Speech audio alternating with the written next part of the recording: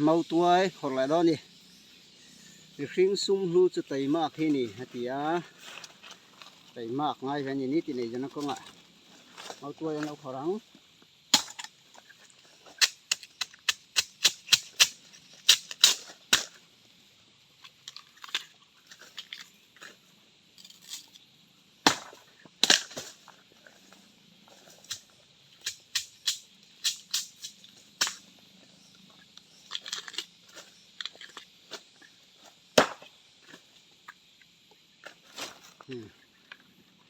khor rét là ngay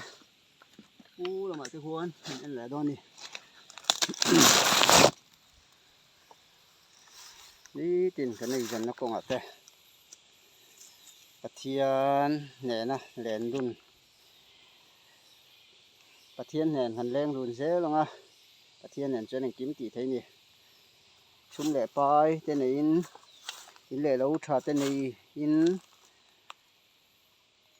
rồi sum tấm thật này mấy là lì xua này rồi cho nên thầy lâu phố truyền tầm giọt đây rồi thầy mấy là lì xua này cho khơi muốn ập bộ anh hoàn truyền và ra mà lâu trắng dễ truyền đi này tè bó bí nè một tôi còn khó rằng